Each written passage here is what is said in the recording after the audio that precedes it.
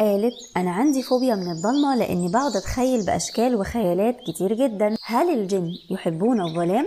من الشروط في بعض طرق تحضير الجن إن الشخص يقعد في الضلمة وبعدين يتلو حاجات شركية معينة، فاستدل العلماء من كده إن الجن يحبون الظلام. ابن تيمية بيقول في كتاب النبوات: إن الشياطين يحبون الظلم ويكرهون النور ولهذا ينتشرون بالليل. والرسول صلى الله عليه وسلم بيقول في صحيح البخاري: إذا استجنح الليل أو قال جنح الليل فكفوا صبيانكم فإن الشياطين تنتشر حينئذ. يعني لما الدنيا تليل ما تخرجوش الأولاد لأن ده وقت انتشار الشياطين. صاحبة المشكلة اللي في أول الفيديو بتقول دلوقتي لو النور قطع بتمشي في الشقة كلها من غير خوف. عملت إيه؟ قرأت وشغلت سورة البقرة باستمرار. الرسول صلى الله عليه وسلم بيقول: لا تجعلوا بيوتكم مقابر، إن الشيطان ينفر من البيت الذي تقرأ فيه سورة البقرة. لكن المريض الروحي اللي لسه بيتعالج ولع النور.